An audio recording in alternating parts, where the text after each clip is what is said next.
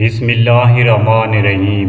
رب پر یقین رکھیں، کبھی کبھی وہ بھی مل جاتا ہے جس کا سوچا بھی نہیں ہوتا۔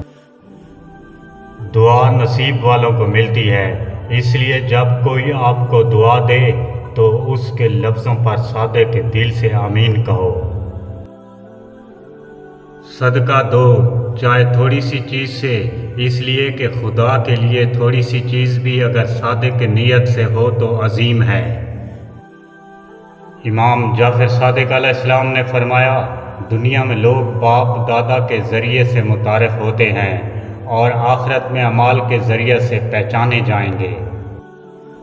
حضرت رسول خدا صلی اللہ علیہ وآلہ وسلم نے فرمایا، بے شک اللہ تعالیٰ ایسے جوان سے محبت کرتا ہے جو اپنی جوانی اللہ کی اطاعت میں گزارتا ہے۔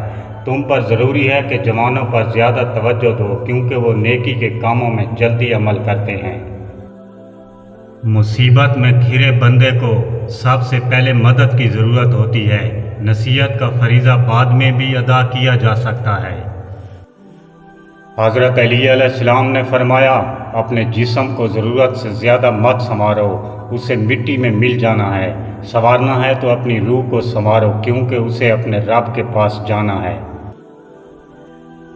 آنسوں کا ہر قطرہ دنیا کی ہر چیز سے زیادہ مہنگا ہے، لیکن کوئی اس کی قیمت اس وقت تک نہیں جان سکتا جب تک وہ اس کی اپنی آنکھوں سے نہ نکلے۔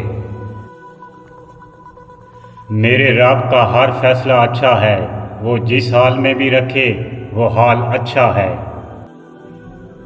جس کے لیے اللہ کی ذات کافی ہو، اس کو کسی اور سہارے کی ضرورت نہیں ہوتی۔ صبر اور قدر کسی کے بس کی بات نہیں ہوتی، یہ بس وہی لوگ کر سکتے ہیں جو اعلیٰ ظرف ہوں۔ توبہ کرتے رہا کرو، زندگی کب ختم ہو جائے کوئی نہیں جانتا۔